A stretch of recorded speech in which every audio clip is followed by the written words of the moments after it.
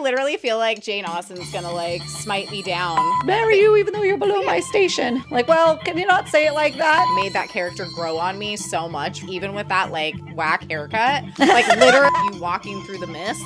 It's the coat. You know what I mean? Coat heard around the world.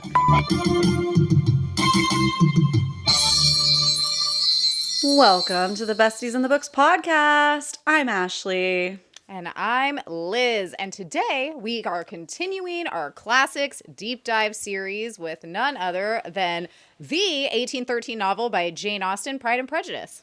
Ooh. I'm excited to talk to Ashley about it. We've just barely talked about it, just a little bit as far as like the deep dive goes. So this was not just our first time reading Pride and Prejudice, but it was our first time reading anything by Jane Austen at all. We know that's crazy, but it is the truth. It is the truth. We only got so much time, and there's a lot of books, guys. So and we weren't assigned, I talked to a few people who said that they were assigned, Pride and Prejudice in school. We weren't assigned anything by Jane Austen in school, so we didn't have that opportunity. So here we are, deep diving it for you. We're going to compare it to the 2005 movie starring Keira Knightley and Matthew McFadden.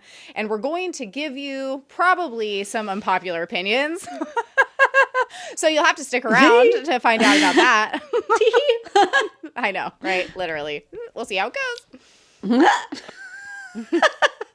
And I never even watched the movie or any of the adaptations beforehand. Liz watched it once many years ago. I didn't remember literally anything. Like, I watched it when it came out, which means in high school, which means literally I have no recollection of this place. So, hey. Right. I mean, I've seen a lot of reels and I've seen a lot of memes of the movie. So I had a little bit of context going into it, spoilers, if you will, but who cares? It's 200 years old. What are you going to do? What are you going to do? We will tell you when there's official spoilers coming up on this episode, though. So yeah, we started this classic in case you weren't along. Hang on. It's comical.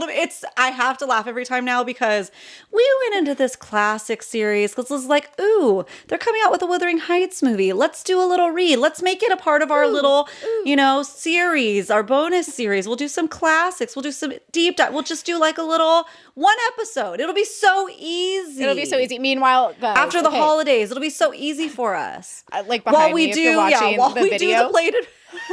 Wuthering Heights. 2 more copies right here of Wuthering Heights.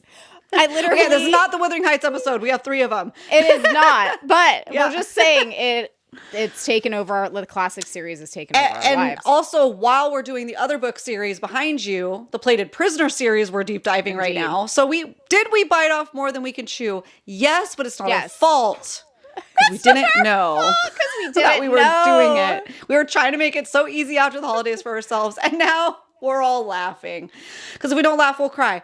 So Wuthering Heights took our souls and won't let go. Still cannot stop thinking about it. It turned in from 1 deep dive episode into literally 3. We had the reading guide come out and then 2 deep dive episodes because the 3rd one was all about that recent movie adaptation, Wuthering Heights, air quotes. So we decided to keep a similar format for the next books, this one and the last. So in case you missed it, we did a reading guide last week with Sarah's Literary World. Go check her out on Instagram as well. But you can check out that mini guide if you're thinking about reading it and you want some like kind of lighter intro into Pride and Prejudice. We don't do the deep dive because that's what we're doing here, but you get your themes and some characters and what was going on in Jane Austen's world at the time. So definitely check that out. Some tips and tricks too, in case you started this book and you're struggling with it. We have some tips in there. But we're hoping that those are helping and you like it because we're doing it again for Little Women. Right? I'm excited. I'm excited for Little Women too. Hey, you know what? Yeah. This has been a crazy journey. Truly. You never know what you're going to get. It's like the chip pile. But here we are, and here we shall stay until Little Women is done. And honestly, it's great. It's great. Yeah, it's great. So, all right. So what are we exactly going to be doing today? Obviously, we're going to be deep diving Pride and Prejudice. Like Ashley said, we'll warn you when we get into spoilers. We are going to be also talking heavily about the 2005 movie adaptation. So we'll be comparing, letting you guys know, which we liked better. Interesting. We're going to be giving a spoiler-free star and spice rating for each, and then kind of breaking it down a little bit from there. But before we get into any of that, we just wanted to say thank you so much for being here. Thank you so much for taking time out of your day and your book to come hang out with us goofballs. See what we have to say about these literary classics. Make sure to like, follow, and subscribe anywhere you like this favorite podcast. I'm trying to do a speech over here. I know, but it's just... We're so underqualified, but yet also overqualified. And that's an interesting conundrum. It makes me laugh. It is. Yeah, it's us in a nutshell. It's us in the nut house. Yeah, so thanks for being here. Cheers. Yeah. You might as well follow us. You've listened this long. It's already 5 minutes in. Make sure to subscribe, and we're everywhere. We're everywhere you listen to favorite podcasts, including YouTube, Besties in the Books podcast everywhere, Instagram and TikTok, where we announce these series in case you would like to either read for the first time along with us or do a reread, whatever. Choose your own adventure, and we're here to support the context, we hope. Okay, so Ash, did you have any fun facts or lore about Pride and Prejudice that you'd like to kick this episode off with? Or are we going to just be happy that I came up with a backup? Yes, that's what we're going to do. Okay, so actually... Bring it in, Liz. Bring it in. I loved this.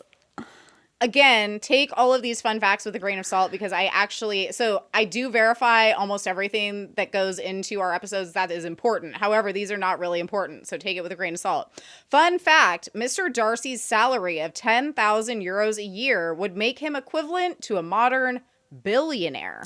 Billion? Hot billionaire. Yeah. Wow.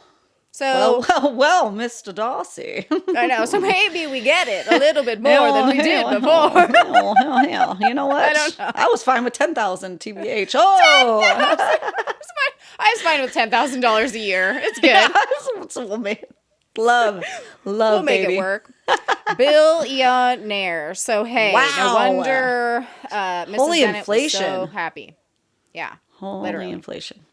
Okay, so now that we have that fun fact out of the way, that was needed. That really blew my mind right now. If it's true, it could be not though. It could be not true. But if it is true, whoa. Hey, that's crazy. It's up there. I mean, honestly, seeing, his estate in the movie and all that kind of stuff, would that be that far-fetched, No. No, not really. No. Land, all that kind of good stuff.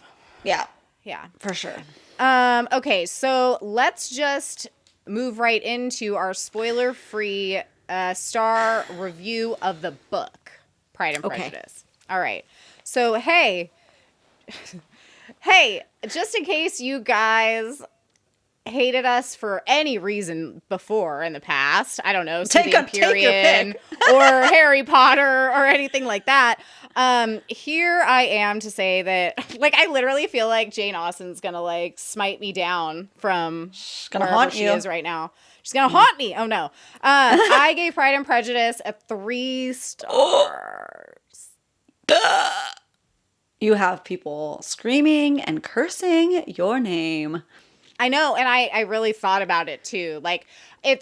That's the thing, guys. I'm one of those people when it's I know. I'm generally not a sleep on it to figure it out kind of gal, and usually that's a bad sign. If I'm I'm going to take a little time to make sure that I'm rating it the right rating, that usually means that it's going lower, Yeah.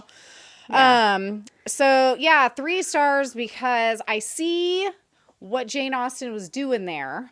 I think, for the most part, especially after talking to Sarah for the reading guide. However, I did not enjoy it or find it entertaining really in any way. And that might be a completely me problem, but I gave it 3 stars because, is it bad writing? Absolutely not. Is it important? Absolutely, it is important. is she bringing up very, very relevant topics then and today? Yes, of course. And we'll get more into that. But I just did not enjoy reading it. Yeah. So therefore, I give it a 3-star, and it is a 0 spice. So that is like a kiss of death. You know, you gotta be true to you, Liz. You gotta be true to you. True to me. I do. Okay, so Ash, what say you? I gotta put me first. Yeah. Okay, I'm a little less harsh. Okay. No, I like what you said there. I think that it's beautiful. It's beautifully said because it's kind of like, well, how do I enjoy it? You know, if it's my rating. This is my rating, guys. Literally. This is Liz's rating. Everybody, and we appreciate everybody who is enjoying this book and is obsessed with it. And I love that for you guys. We want it to be us. We want it so bad to be us. We want to be a part of fandoms. We are not haters. We love being in fandoms. We were sorely disappointed when we don't like stuff because we want to be obsessed with all the things. So with that said, I gave it 4 stars. Maybe I'm just being kind because I understand also all those things Liz said. But I did like the way it wrapped up. So for me, it was the ending that brought it back up. Kind of like that last, I want to say third. Okay. I enjoyed it better. Overall, though, I didn't really enjoy it because it's kind of like hearing the way it's written is very gossipy. For sure. Which intentionally so. It's just not something I'm interested in. And I would say if you're thinking about reading this or not, if you like contemporary romance, you probably love this. It's probably the blueprint. So take my 4-star rating with I know 4 stars still good, but it's overall I didn't enjoy it. Me personally, as much I would never read it again probably, you know? Yeah, I know. People are going to be like, you didn't get it. Read it again. And I'm going to be like, I know, but I want to. It felt like it wasn't a homework feeling, which is like, I just didn't care. I just didn't care about the characters. Yeah. It's kind of like, okay, it's such an important text. And I was watching the movie with my daughters, and that was so important for them to see what women's plights used to be. As people who already like know all that, who have researched to go through life as women, like it didn't bring any new takes for me at my big age. At my big age of 38, it just didn't bring any new ideas for me. So if I was reading it in high school for the first time, I might have had a totally different take, and it might have become a comfort read. So all those things, making it a different review at different points in your life. So for me right now, at my age, in my time in my life, it wasn't that enjoyable. But if you're and again, I don't love contemporary romance. And this is contemporary romance back then for then, See, so how would I like it now if I don't like now? Yeah. See, this is a perfect example. I'm not a huge fan of contemporary romance either, unless it's dark contemporary romance. So there's nothing dark about it. I didn't connect with it for those reasons. Yeah. So I think that's a good way to put it. Like if I really enjoyed contemporary romance, maybe it'd be different for me too. Yeah. Yeah. Yeah. Mm-hmm. Yep. Mm-hmm. And that's kind of like where I see, maybe correct us if we're wrong though, the people that,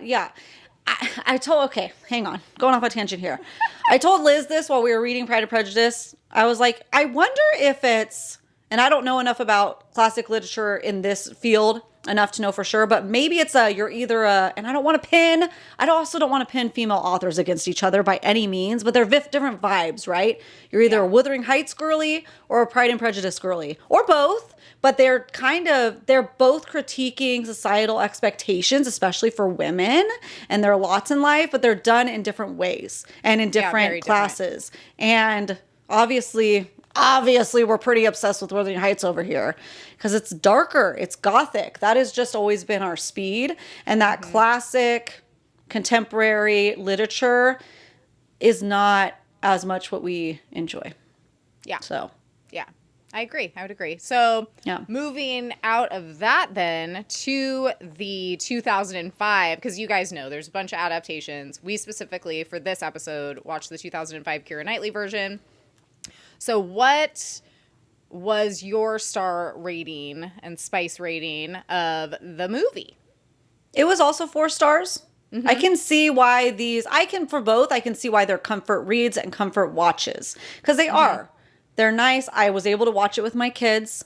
and they enjoyed it. It was a little slow at the beginning, but they enjoyed it, Okay. So yeah, I liked the movie. I thought it was enjoyable. First half though, almost lost me. It's the second half that made it again, just like the book. Yeah. I gave the movie 4 stars, actually. And that surprised me. I had actually written at the top of the like my episode notes 3 stars before I had finished it, because I watched the first half and I was so bored by it, honestly. I was like, okay, this is boring. I don't care about this. But then I had to take a break of a couple days before I went back and finished the second half. And you're right, the second half was much better in my opinion, and so that bumped it up to a 4-star. Yeah. And it is still a 0 spice, so very appropriate to watch with all ages. And in case you missed the episode with Sarah, she let us know that there are 2 different endings between the US version and some of the UK editions of the ending of the movie. So, check that out. So, all right. Should we do the which was better? Obviously, you guys know which one I liked better. Okay. But for you, we don't know because it was a wash. All right. So, all right, count us in. Movie versus book. Which one was better? 3, 2, 1. Book. Movie. Book. Yeah. It's very. Yeah, exactly. Winifred. Yeah. Yeah. Very Sanderson sister. Yes. Go ahead. All right, defending my case. You guys don't State your me case, anymore. Your It's Honor. fine. Like I said, the first half of the movie, I was really struggling. I was like, oh God. The second half of the movie, I feel like they incorporated enough tropes and we got to know the characters more, like the 2 main characters, obviously Elizabeth and Darcy. We got to know them more to the point where it just sucked me in more. You know what I mean? Like, and I feel like if we're looking at romance and we're looking for certain tropes that we like in romance, I feel like those were a bit harder to pick apart out of the book, just because of the way that it was written. And, you know, obviously us reading it 200 years later where conversation is very different. It was a lot easier to pick those things up in a movie adaptation that is contemporary. And quite honestly, I thought that the cinematography and it was just very visually pleasing also, which I really liked. The casting was spot on as well. Yeah, the casting was really I can't think of any character that I'm like, that was a bad cast pick. Although I will say, like, casting President Snow as Mr. Bennett was a little bit off-putting for me in the beginning. Well, in their defense, that was before. It happened before. It was pre-Hunger Games, kind of. Actually, but that's all. 2005. I think it was. Yeah. I think it was. I think it was. That's all I could think about, though. I was like, oh no, like the whole time. Oh, so I didn't. I think that might have him. influenced my opinion of him. Smash. But, you know. What? Smash. But that's why I'm young Snow Smash. Like, also, Ballad why of are you making me choose? Why choose? I'm choosing for myself. You guys don't need to good for choose. you. Yeah. But yeah, that would be my defense, which is a weak one, I will admit. But that is all I have, and I am going on vibes. Okay, Ashley, what say you? What say me? The book, because the movie, the first half, I feel like if I hadn't already been reading the book, I would be like, what the heck is happening? Who are these people? What is happening? I need the context. Until the second half, then I don't. I could literally just watch the second half over and over again. I know. So, because it's slow, just like the book, but the book lets you know all the things. What I did like about the book, that doesn't necessarily need it for the movie, but I liked that the book, and we're not in spoilers yet, so I won't say everything, but the book goes a little bit past what you see in the end of the movie. And I just enjoy that as somebody who enjoys those things. See, so I liked the ending of the movie better. I was like, great. 10 I mean, out of 10. visually, for sure. Yeah. Yeah. Hey. I mean, you could definitely, it's like, just sorry, all roads lead back to Wuthering Heights. I'm sorry, not sorry. But like, literally, you could even see how, like, you know, people have made reels that, you know, Emerald Fennell, all the different movies that she was inspired by. And you could definitely see little glimpses of some of this Pride and Prejudice adaptation in some of the shots that she used for the new Wuthering Heights movie. And I was like, that's cool. I like that, you know? Yeah. It's neat. Like little nods. Definitely. Okay. So, should we just get into the spoiler section? Spoilers! All right. I don't know a Victorian sound, so that's what came out. Sorry. Okay. I picture like the the piano forte, as they say, so frequently. Definitely didn't sound like that, but okay. Are you ready for this 5-sentence summary?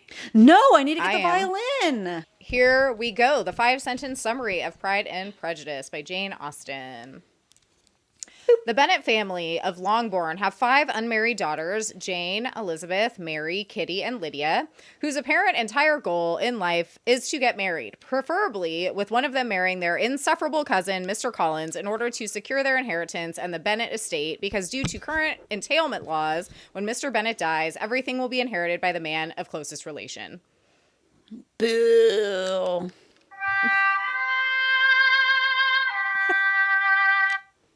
I can't go too long or I'll be here all night. Okay. We'll be here all night. We'll keep you here till 4. 1.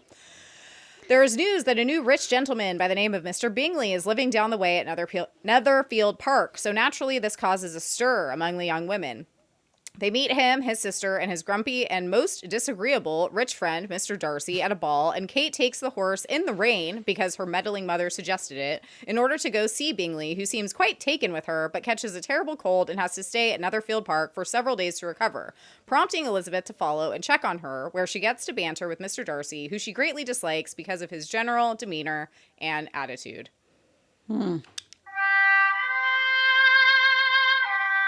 2.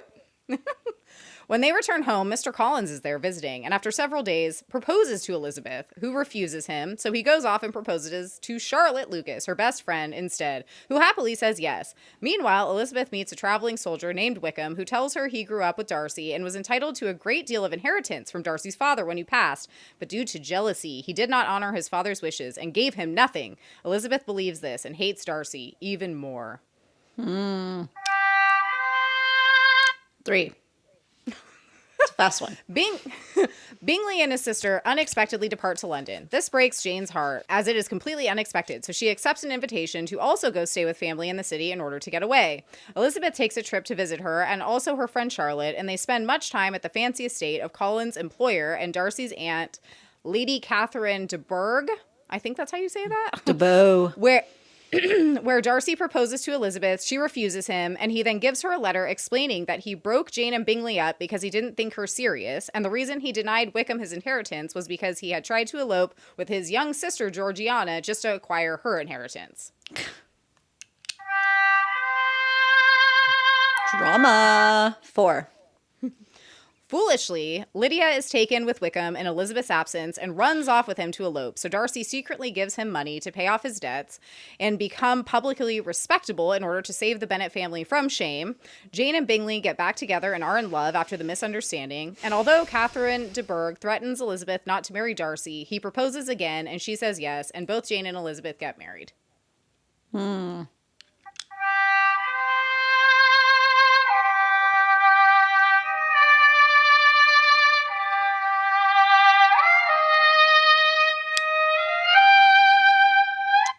Mrs. Darcy.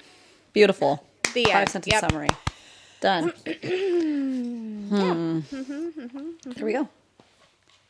Okay. That's it. So, Ashley, what was your favorite book moment? Okay. My favorite book moment. Mr. Darcy comes in to Elizabeth pretty early on. It's like, yo, marry me and shit. Because, like, you're less than me, so... Why not? I'm stooping down for you. I'm a billionaire. And I get whatever I want. I freaking love you, bitch. That's what I heard in my reading, just so you guys know. It was hilarious. That was my favorite moment because it's so absurd how he's talking to her and just like...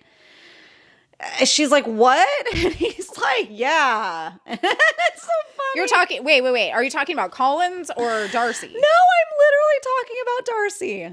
Okay, just Because making he's sure. like, comes and he's so mad that he loves her because she's less than him, and it makes it so much more difficult. And he's like, fine, like, you just need to marry me. And he's so expecting her to say yes because he's a billionaire.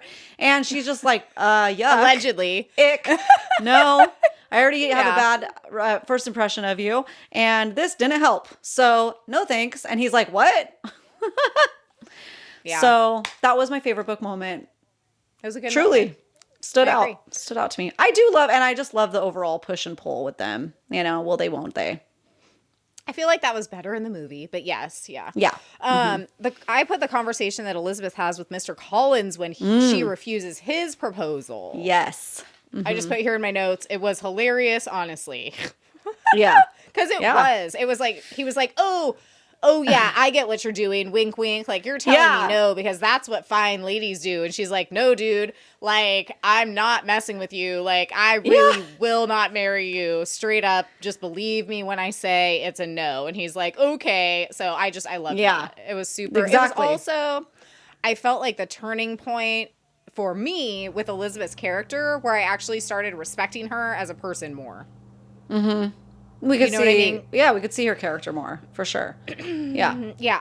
She was a little bit more like well-rounded. And also I, up until that point, was like, okay, so this is just a story about how all of these, girls/women want or need to get married for various reasons. Right.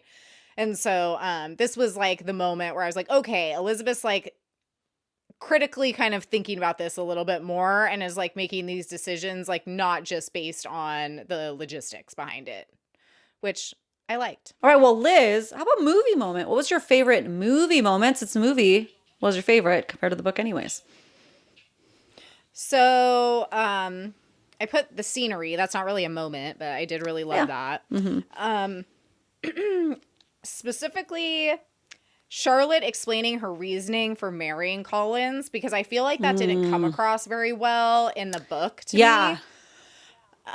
Whereas like in the movie, she's like, listen, you're judging me right now for accepting him, but this is the best option that I have given my like social status and opportunities available as a 27-year-old spinster. Yeah. So listen, that's why I'm doing it. And it's not really fair of you to judge me like woman to woman. And I really appreciated that conversation in the movie specifically, because I feel like it was short and brief, but it was very to the point and made sense.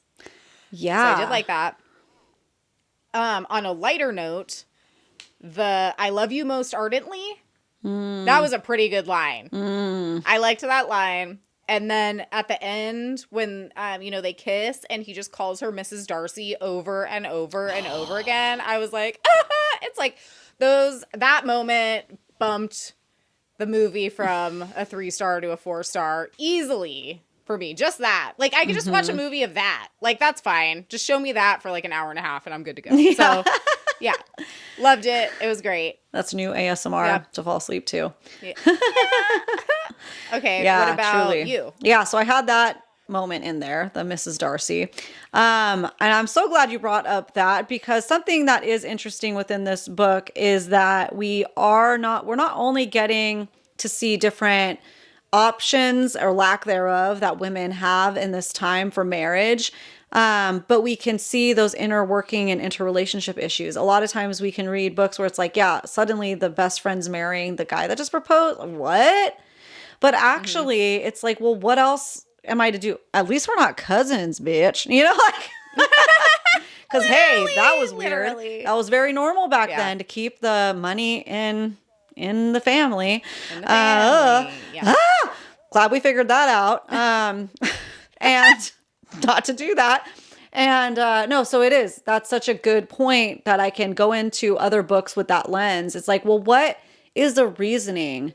Because sometimes it's I love him or just whatever. But most of the time there's a deeper level, and she has to be careful where she ends up as well. And this might be her only chance to get married. Otherwise you're on the streets, or you're going from house to house. It's just crazy times. A lot of times when we talk about this in Wuthering Heights, people come into these books with the lenses of 2026, and that's not what's going on here. obviously. Yeah. You don't have the same rights whatsoever. So anyways, with that said, my other favorite movie moment was Elizabeth standing up for herself against Miss Duberg, whatever her name was, the fancy lady, fancy pants. Her taking a stand against her in such an eloquent way as well, and almost meeting them at their level and pushing back shows also how, listen, I can be whatever they call her, like, you know, little rough around the edges in a way. They don't call her that explicitly, but rumpled, you know, and I'm not as high class and blah, blah, blah. But I'm still intelligent and educated, and no, you're not going to push me around. So I loved that pushback. I mean, she gives it to Collins too. You get to see that personality, and they don't oftentimes get to be that way. And it's a risk in that society. And Elizabeth took a risk with standing up against her, and it was beautiful. Yeah, I agree. That was very, like, satisfying. Yeah. And it felt very true to the book, too, with that one. Yeah. That specific moment. I agree. I almost feel like some of the, like, more emotional moments, such as this, like, kind of fell a little bit flat for me in the book because of the type of dialogue. And I just had a harder time connecting with it. But then seeing it in the movie really helped me. I was like, oh, okay, this is what's going on. And it was just... I was able to really just visualize it a lot better. So I agree. That was one of those moments. Well, it's very, since we don't use this kind of speech now, it feels buttoned up and pretentious. Yeah. But that's just the way they talk. Totally. So it's like, it's hard to like find that emotion within it when we don't use the same words for emotions and express ourselves the same way. So the movie helps. It's hard to read the tone. The tone between the lines. The tone between the lines. To pick up. Yeah, just like Wuthering Heights. Same thing. Yeah.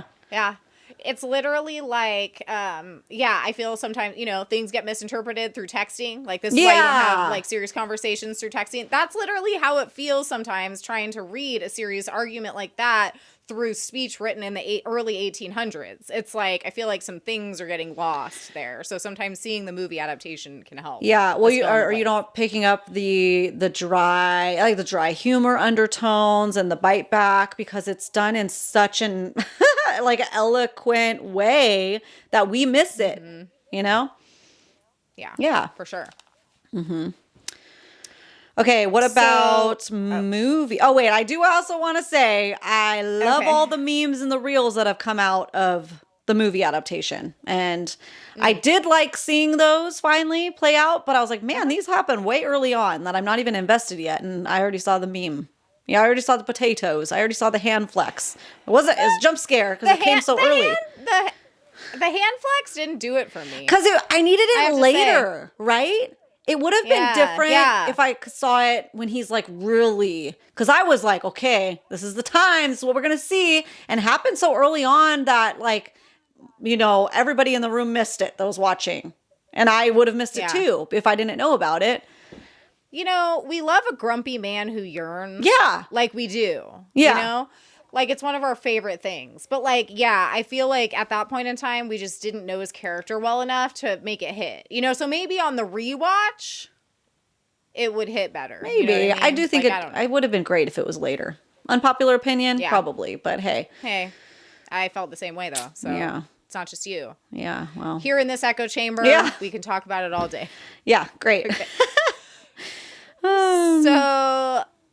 let's see here. Least favorite book moment? What do you have? That everybody's so casual about marrying their cousins. Don't love that. I got to pick something petty, guys. I mean, and I don't give a crap about gossiping. Oh, I would not. Hey, here's a question for you. How long would you last in this day and age in that town? I wouldn't. In right now in that town? No, if you lived there. Like if you was you who you are and your personality, if you had to be in this time where everybody's talking shit, everybody's gossiping about who's who and the stupid reputations and all this stuff. Yeah. No, I would literally be probably perceived a lot like Mr. Darcy. Yeah. But if you're not a billionaire, you wouldn't be able to get away with it. You know what I mean? Like, or a that's woman. The bottom line. Yeah. Mm-hmm. So, I mean, although, you know, we do see, I feel like that's like a common trope sometimes in some of these classics. The Darcy's aunt the super rich lady. Yeah. She reminded me a lot of the super rich aunt in Anne of Green Gables. It's like, but she ends up being cool. You know what I mean? So it's a little bit different. But I feel like that's a very like common trope of this like super rich like inheritess or whatever you want to call her, who is able to do her own thing and have a certain level of independence because she's inherited all this wealth somehow. So hey, I would get away with being generally antisocial and kind of bitchy if I had all that money like they have. Well, you probably But I feel like wouldn't. otherwise you'd be cast aside. Because I feel like she gets away with it because she keeps up the societal expectations. That's why we're kind of like hoping, oh, maybe she'll be a good ally for her, and then she's not, and she's just somebody that keeps up. Totally. Oh, like, go marry your cousin, and she's trying to marry off her niece to his cousin. They're cousins too. Everybody's cousins. They're cousins. Everyone's cousins. Literally, Everyone's related. What's this mess? What is Get out of here? Gross. Yeah. So. That's so funny. I just put Darcy proposing the first time because in the book, I don't know how to even describe it. It pulled me out of the story because it felt like it didn't fit. And I think the point was that it didn't fit. Yeah. So I get it. But then at the same time, it pulled me out of the story. So I didn't love it. Oh, sorry for you. I loved it. I felt like at that point in time, I was like, Darcy's personality, like it didn't track to me. Yeah. Because it's like, he doesn't seem that, like he comes off as aloof, but is he really inside? I don't know. I don't think so. Right. So it didn't really line up with his character to me. It was a disconnect for you. So I struggled with that. Yeah, it was a disconnect for me for sure. Yeah. Yeah. What about your least favorite movie moment? The boring parts. The first half. Except a couple funny moments. Yeah, that's it. Yeah, what about you? Okay. Them portraying her dad as a likable character, even though he sucks and is super problematic. Yeah. I was like, nope. I feel about Elizabeth Bennet's dad how I feel about freaking Bella Swan's dad, and I will die on this hill. I don't care. I literally do not care. I hate them both. I hate them both. Yeah. I feel like the way that you want to talk about aloof characters, I felt like in the book, the dad was kind of like, well, when I die, you guys will be left with nothing. Oops. Oh, well. Yeah. And like, doesn't really seem to like care that much. Like, just kind of like, well, hopefully they get married. We'll see how it goes. And the mom is like frantic. Yeah. I feel like she's like frantic. And that's the thing, is I feel like we can talk about this a little bit more when we get into the theme section. But it's like, I really had to sit there and kind of check my internalized misogyny when it came to the mom, because my snap judgment was to judge her and be like, this lady's crazy, and like, why are you so intense, and like, why are you trying to marry all your daughters off, when really at the end of the day, if you're a mom and you have 5 daughters and you know that they're going to be essentially destitute as soon as the father dies, and he's already kind of old and people only lived to be like 50 back then. Yeah. Like, you'd be frantically trying to marry your daughters off too. Yeah. You know what I mean? And so I feel like that's why the dad just irked me, and I found him to be super problematic, and he bugged me a lot. And in the movie, I feel like they made him out to be kind of like this very like sympathetic character to like understanding that Elizabeth wants to, you know, marry for love. Yeah. And he wants to support her in that. And it's like, I didn't really get that from his character in the book. So I felt like that was a little bit inaccurate, and I didn't love that. Yeah. Yeah, that's fair. So there's my rant about the dad. Yeah. Good. Got off your chest. Yeah. Yeah. Yeah. No, it's true. It's true. The juxtaposition between the two parents is intentional for sure. And I think that is a good point. You got to check your misogyny, because we are quick to be like, oh, dude, calm down, lady. But it's like, but they're destitute. She's mama hen. She's making sure everybody's taken care of when they're gone. That's the only option you have. She takes meddling a little too far, for sure. Yeah. But yeah, at the end of the day, it's like, I get where she's coming from. They're getting of age. That some of them are going to be spinsters soon if they don't settle down. It's like, got to tighten up the ship before it sails. She's at the the bottom line is with working within the system that they are confined to with these entailment laws that don't allow property to be passed down to daughters. She's doing what she knows to be the most viable solution. Yeah. And then the dad, instead of like actively fighting against this system, is just like, oh well, what am I gonna do? Good luck. Be dead. Okay. I won't really care when I'm dead. Goodbye. Peace out. And I'm like, I really dislike you for this. But, yeah, for sure. Mm-hmm. And it shows that men can do that. Men can check out, where women cannot do that. They need to actively be a participant in this. I mean, sure, she could check out, but can she? You know? Guys shouldn't either. She can check out but the consequences would be huge. You know what I mean? It's like, that's the difference. It's like, you can't, sure, anyone can check out at any time, but it's like, how much is it going to affect you? A lot if you're one of these daughters. And don't you care?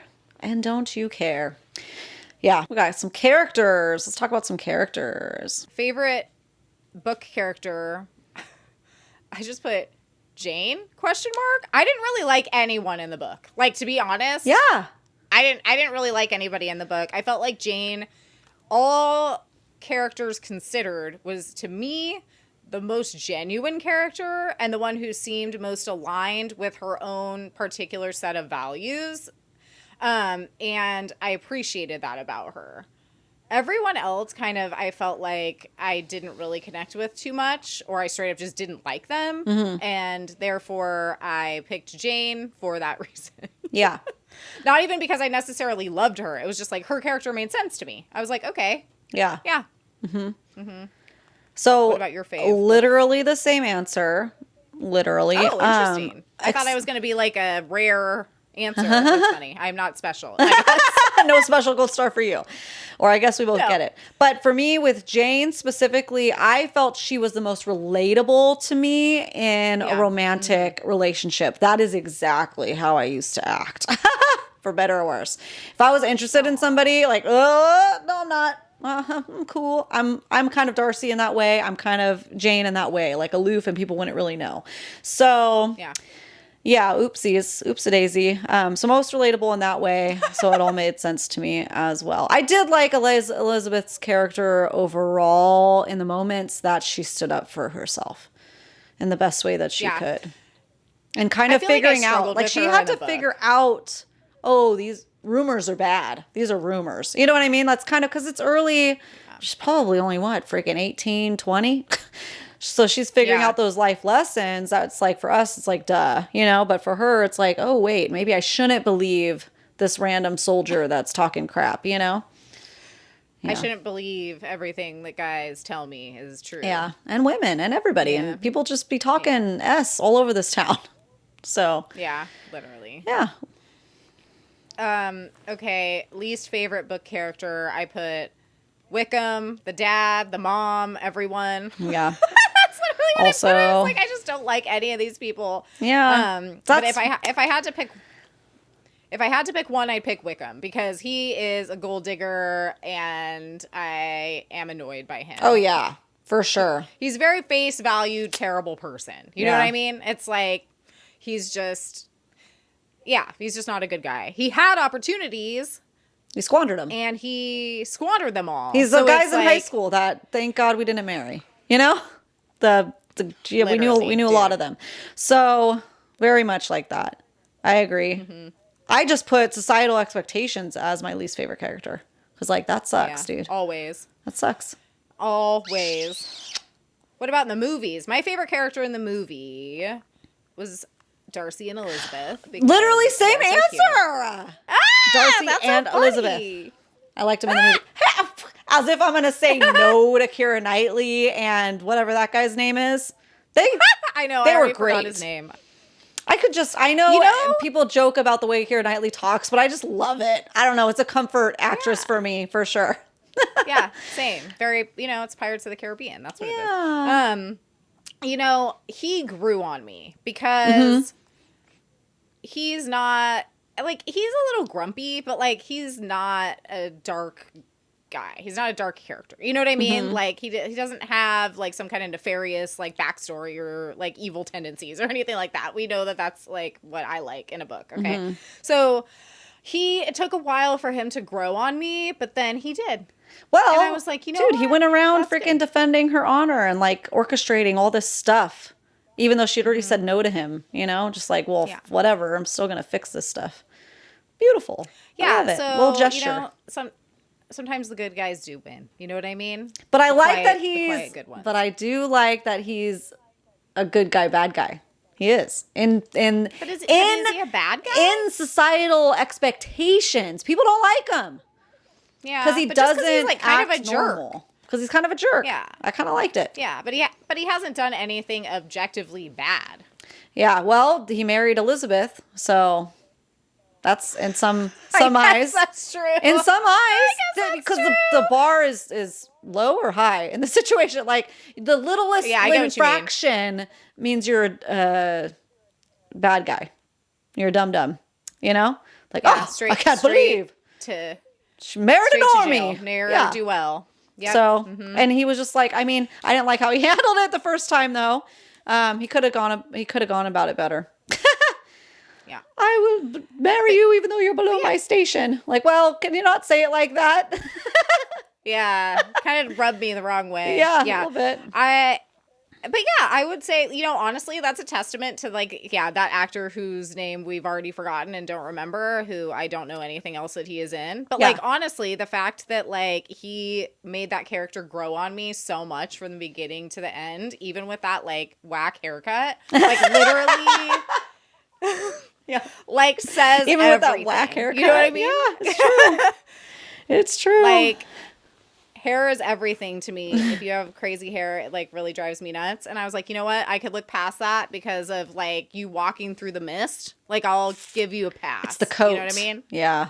The coat. Ooh, the coat heard around the world. Yeah, he did a good job. Yeah. He did a good job. And he was He did a good quiet job. and stoic enough and spot on. So we loved him. Yeah. And I just, overall, the casting is great. Like I said at the beginning, like literally everybody's so good. I wouldn't have it any other way. 2 Hunger Game characters we got. President Snow that and was cool. yeah, what's her name? She's always Joanna. she always is so insufferable, but I also love her so much. So funny. Yeah, she's a great character. Yeah. My least favorite movie characters were my same. Like, you know, I will say I disliked Wickham the most in the book. I disliked Collins the most in the movie. Yes, but I feel like with that's intentional, right? You know, he was casted so good. Yeah. He's tiny. Me and my daughters were cracking up when they were in Dubow's like room, like her fancy room, and you have skyscraper Darcy up here and little Collins down here, like leaning in and like he acted the crap out of that Collins role. He was so annoying and pretentious and whiny and like everything about when he's like talking about something with, oh, I can't wait till my wife, oh, any wife would love a garden like this. And he's like rambling on and they're just like ignoring him and walking out of the room. And then he's like, oh, I'm talking to myself. I loved it. I hated him and I loved him for it. You know what I mean? Yeah.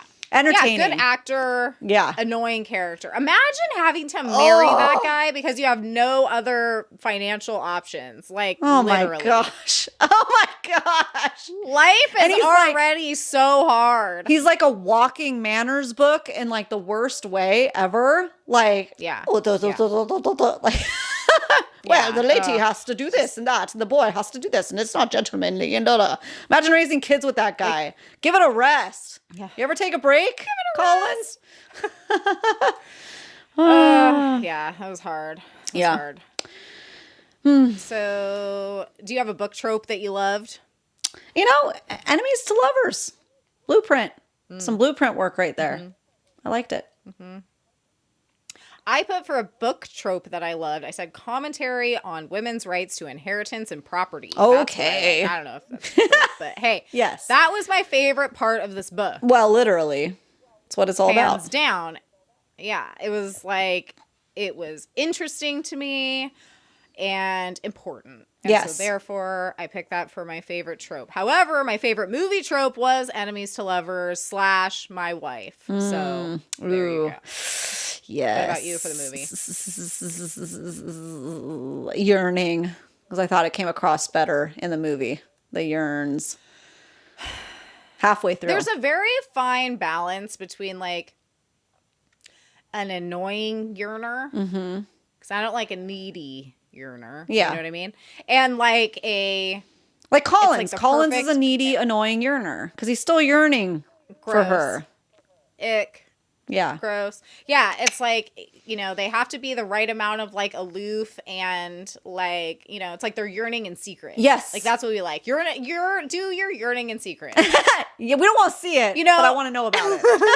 I want to somehow know about it. Yeah. I want to know that it's eating you alive inside, but I just want to know because every once in a while, like your eye will just like twitch a little bit. You know what I mean? That's why the hand flex later would have killed me. Would have taken me out. Better. Yeah, it would have been better. In a good way. I didn't know yet because I didn't know. And I'm like, what?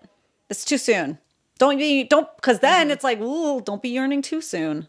It's a fine line. Yeah. When you can start the yearn. Yeah. Well, yeah. It's like, do we have a stage 5 clinger or do we have a yearner? Yeah. You know? There's a difference. That's the difference. Yeah. Trope you hated. Let's go with the book first.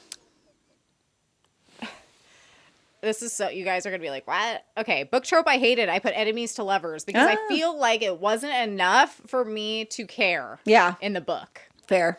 Yeah. I was like, I feel like this is an enemies to lovers going nowhere. It did go somewhere, but it felt like it was like, oh, like here we go. You know what I mean? Like give us something. That's why we're not contemporary readers, though, because we need some knives. We need some Mr. and Mrs. Smith guns. We need some dragons. We need some magic. Shadow, perhaps. A shadow that is, yeah. Yeah. A little magic. You know? A mating bond. Yeah, perhaps. Snapping into place. Perhaps going to interest you in an arranged marriage with some high stakes magic involved. Can I interest you in a war? I put, and this goes for both, but specifically the book, trope that I hated, miscommunication and misunderstandings. That's literally all the book is about. And you guys, I wanted to scream for about 3/4 of it because that's all the gossip and the reputation and the rumors and it. So for somebody who does not like miscommunication and misunderstandings, this was a hard book to swallow. Yeah, for sure. I could see that for sure. It's also the blueprint. And if you like it, you'll love it. There's got to be someone out there who likes miscommunication because there's so many books with it. You know? Oh, yeah. I'm sure. I am sure. But can it be me? Can it be me? It's not as bad in the movie, but it's definitely there in the book. So I can't think of anything else to call out in the movie trope-wise that irked me. I did like, but I don't think it's a trope, but just to go back to what you're saying, seeing the different sisters being married off and what they chose or lack thereof choice. Even with Joanna, we'll call her, but that younger sister who married the D-bag freeloader, Wickham. Yeah. I liked my take on her character in my head. I don't even know it was accurate, but once I saw the movie, I'm like, you know what? She's probably like, this guy's hot. F it all. Who cares? Let's go figure it out. What am I going to go sit in this dusty house? Maybe she actually really likes him. Well, in the book she did. I mean, if it fizzles out, but like in the book she was really interested in him. Infatuation probably, but when wasn't it these days? They usually didn't even do anything until they got married. So, it's a different element. So she's like, hey, whatever, I'll just go have fun with it. Oh, maybe he'll die one day and I'm just back at square one. Oh, well, what am I going to do? So I like seeing, live my life. I did like seeing the different sisters and because that's what Jane Austen used as a tool to like show these different options, I say in air quotes, for women these days and what that could look like. Mm-hmm. Yeah, for sure. Yeah. I put movie trope I hated, privileged people probs. Yeah, also that. So yuck. Yeah, it's like golden shoes too tight all around, It's like, okay, like it makes it less relatable, and it's already, for me, right, and it's just already very hard to relate because it's in the 1800s, you know what I mean? In the 1800s. So it's like already hard for me to like put myself in that position. And so then having like, I'd say 90% of it being, you know, as I called it, privileged people probs, I was like, interesting. Okay. I don't know that, you know, denying a billionaire's proposal, flippant proposal, is really like on my list of like things I've worried about in my life. You know what I mean? Yeah.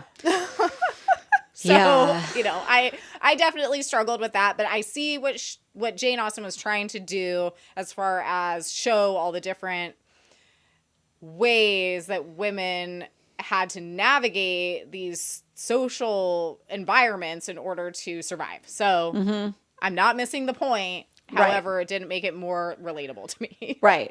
Yeah. Yeah. Yeah, I'm just not a contemporary girly, so. Yeah, it's hard. It's tough. Yeah. I know, like literally if you would have added a fantasy, like a, you know, Elizabeth walks through a portal into a fantasy realm and Darcy's over there, it probably would have had us like right away. Yeah, well. You know what I mean? I mean, and we just read The Poisoner, which is Victorian era, you know? So I'm like, dude, you're making me miss the little clicking guy, dude. And I don't like that. So it's like, I wish I could be reading this right now. That's hilarious. That's funny. Okay, so with the themes, we've already talked about it a bit, but I feel like the main ones that obviously we were picking up here were classism, you know, / social status, and then how that kind of intersects with women's rights and access to tangible assets like property and money, inheritance, etc. Right? I feel like that was kind of like the main point of this book. Literally. Yeah. Yep. Do you feel like there was anything else, like any big themes that stood out to you that you wanted to kind of bring up? Or do you feel like that was kind of like the main thing that you pulled out of it? Yeah, this is definitely why we say these books are important and they are still worth reading. I think this is one that I'll definitely recommend my daughters to read when they're older, because it's important to know these backstories of women's journeys and what we've had to go through to have the rights we have now. Obviously, they don't go, it's like that's before, you know, so we have Jane Austen critically analyzing some of these things in a way that will be socially acceptable and marketable, right? Through a story like Pride and Prejudice. But still wasn't. It still wasn't, but yeah, like, yeah, why art is so important, right? Why books are so important, because it's like, it's kind of like a way, that's not a newspaper article, you know, to implant that seed of like, you know, is this right? Are we doing these things right? You know, it's like little steps like this, little acts of resistance that are so important. And they're historically important to know what part, you know, in the female history thing, what we've gone through as women. So I just think that it's so important. Other themes we touch on in the book. Also, we talk about reputation, you know, and how that can be perceived, and first impressions, which is what Sarah said it was literally called first, right? First impressions, and how first impressions aren't always accurate, you know, because it's like a later coming of age story in some instances. Yeah. It's like an evolution. Yeah. So, yeah. What else? Those are the main things, I think. You know, I think this is one of those books that if you did choose to reread it / rewatch even the movie, you're probably going to pull deeper and deeper things out of it every time. Yeah. Because you have to think too, you know, Jane Austen and women throughout history of all different times in history have had to really use what's available at their disposal to critique the social systems they exist in a way that they could actually get the message across. And that was and still is sometimes very hard to do. And so you could, and I don't know because I'm not an expert on Jane Austen by any means, this is the first time I've read anything by her, but you could almost say like you know, literally that's what she's doing. She's using satire to like comment on this entire like structure that exists to confine women to all these different people in general, but women specifically, I think is where she's making most of her commentary. Keeping women in all these different boxes and really limiting their abilities. I mean, if you can't own or even inherit property from your own father, then how far can you really go on your own? How independent can you really be? Why are these women making the decisions that they make? And so I think it's important also to note, and we've talked about this a lot, especially in our, romance kind of our I think it was 50 Shades of Grey romance episode, where we kind of dive into what romance has done in general for the literary world. Mm-hmm. And it's pretty ingenious that women throughout these centuries of time have used romance stories to embed these really important topics. And that's awesome. Yeah. Perhaps it's always so cast in a negative light, romance novels, because they know it's a tool to bring light to these issues. Because I have yet to read a romance book that I'm thinking of right now. I can't think of any right now that actually don't address issues of any sort. There's always something being addressed, Yeah. Yeah. It's Literally. literally true. And oftentimes it's very clear if you're looking at it through that lens. The political commentary is very clear. The social commentary is very clear. Romance is the vehicle for that, And I think it's also important, like we talked about a lot with our Wuthering Heights episode, that it's like, romance and love stories can't exist outside of social structures. And that's like kind of exactly what Jane Austen's also trying to say. You know what I mean? So I feel like that's really important. Yeah. So yeah, I feel like that at least as a first-time reader's first go-around, being able to pull those things out. Yeah. Those are some pretty important themes. Yeah, totally. Mm-hmm. Okay, so to take a hard left. Okay, so I just put spice ? There is no spice in any iteration that that we've consumed thus far. Yeah. Which, as you said, is good because you can actually share it with younger audiences. Yeah. Which I think is cool. So definitely no spice if you guys were curious about that, just so you know. I can, however, with that said, see why there are so many fanfics, iterations of Pride and Prejudice. Oh, for sure. Including Pride and Prejudice and Zombies, or is that what it's called? Because I've seen That's that what it's before. called, but I've never read it. And I'm like, I kind of like that. I like the idea because, taking this book and making it kind of silly, or fun. I don't know. Maybe Zombies really serious, but adding a different element to it. I can see how people could take this and make all these other crazy, things from it, or elaborate, or like Sarah said, make a Darcy's point of view book. So yeah, that appeals to me actually. Very interesting. Okay. Yeah, very interesting. So yeah. Mm-hmm. But I felt like the level of spice was appropriate for the time and the story. Yes, absolutely. Yeah. Absolutely. Yep. What about the ending, the conclusion? Are you happy with how it ended? Yes, both cases. I'm happy.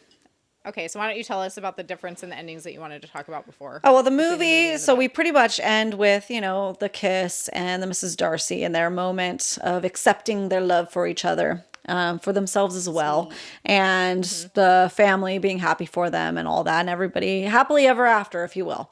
And the book, the difference there is then you get to find out a little bit quick portion of their life being married and their letters and they're happy, and that you actually get to see that happily ever after.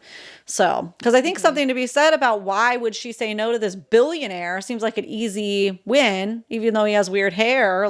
It's good guy, got a good coat. He's not a good guy, but it's fine. Because she doesn't know, is he going to be abusive? Is he going to murder her? Is he, because he has this reputation of being a bad guy.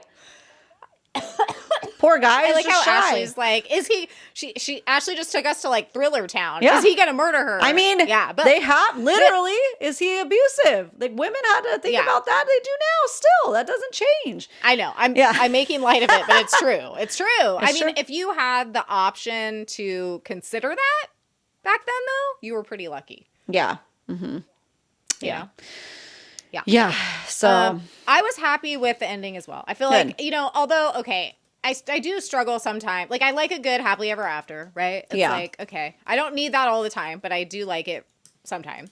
Yeah. I do feel like, you know, it was very like almost kind of like Disney movie trope in the way that you have this very like independent thinker of a woman who is resistant to the idea of marriage just, you know, as a formality or, you know, political or economic decision. And then she is, you know, essentially coalesces to the idea of marriage by the end because she does find someone who suits her, right? But still, you could argue that she is still conforming to the systems that she was, I don't know, 2 months ago so staunchly against.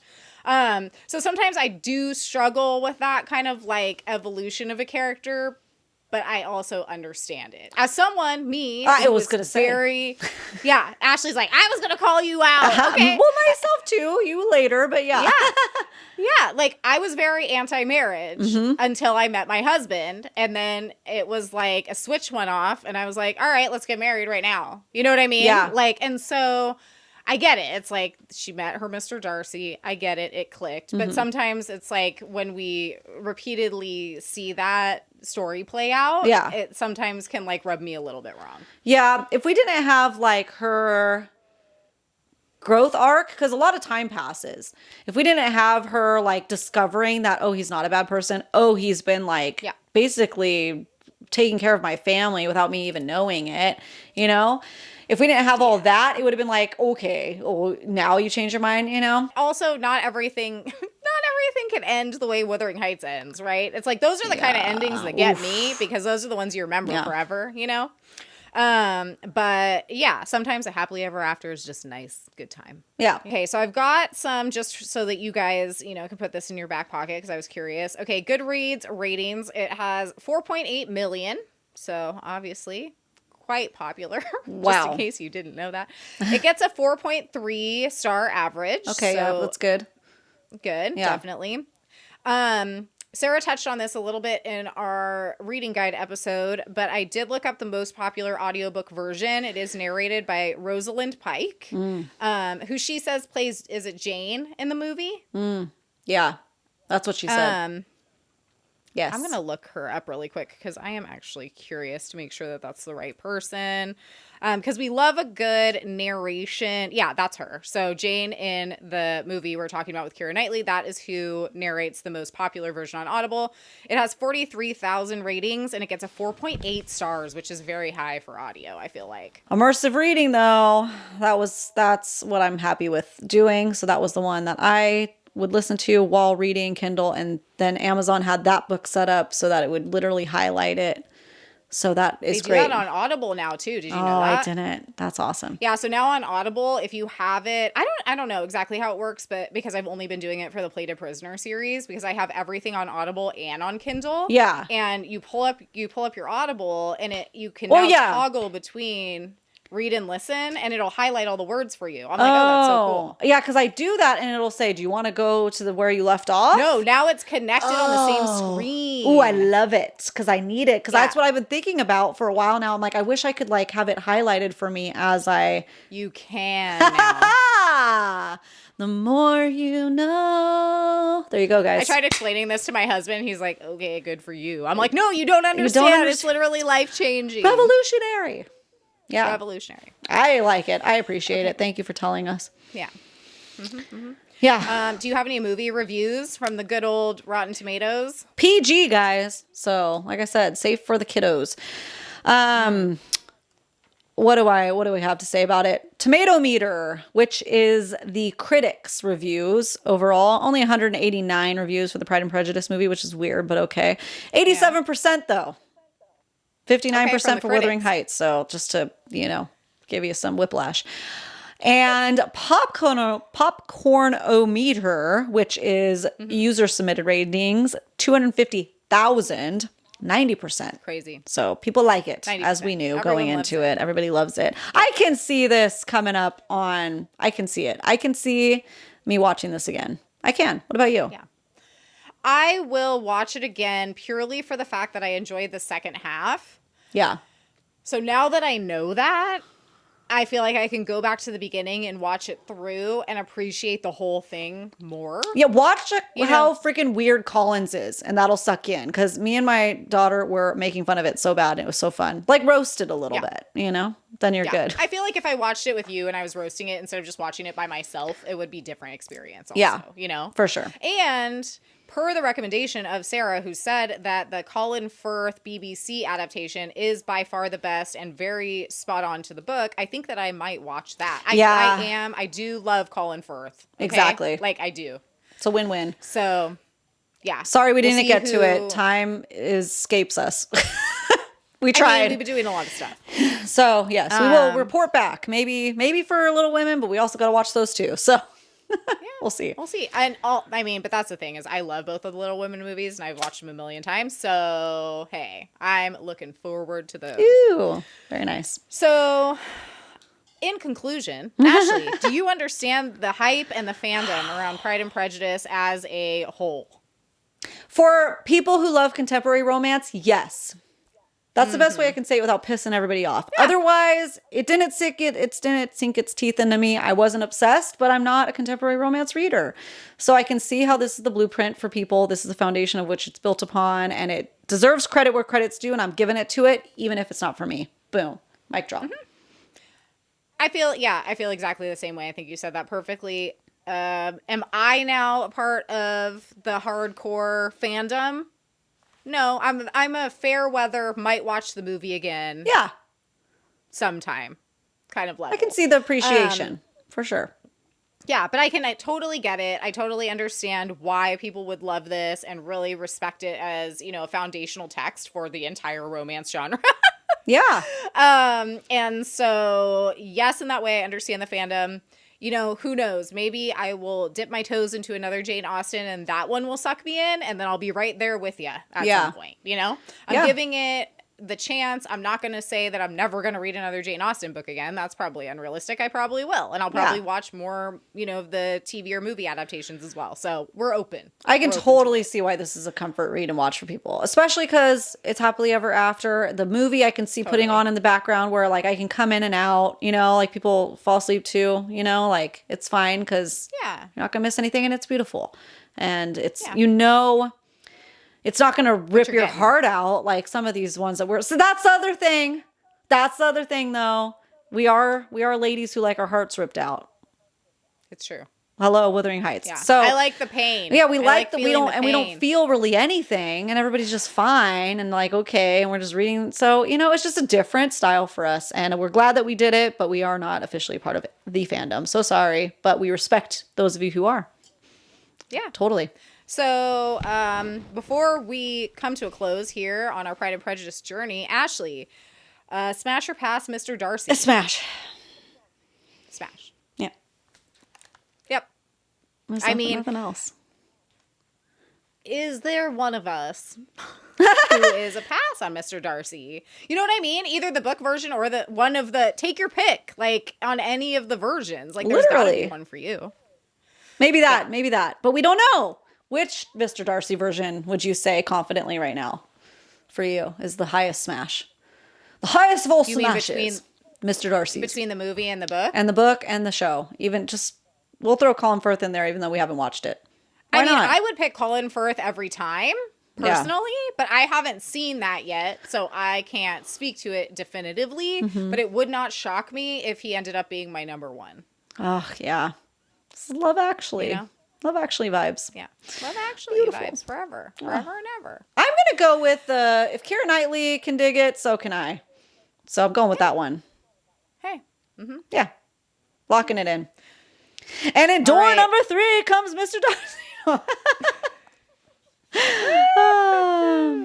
There we go. Well, are you feeling good about it? About Pride and Prejudice? I feel good.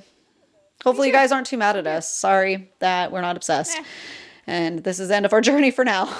More Wuthering Heights next week. No, I'm just kidding. They're like, unsubscribe, delete, get rid of, block.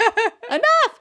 No, we will take a week break for our bonus episodes, and then we'll be bringing you Little Women with a beginner's reading guide, and our deep dive. I've already started it and I'm really enjoying it. It'll be a reread for Liz. We're super excited. Make sure to like, follow, and subscribe anywhere you like this favorite podcast, including YouTube. We're Besties in the Books podcast everywhere. We have, I think at this point, one more maybe Played a Prisoner book to deep dive, but we also have some fun, silly ones in between, so you don't have to do homework for those ones. Okay, guys?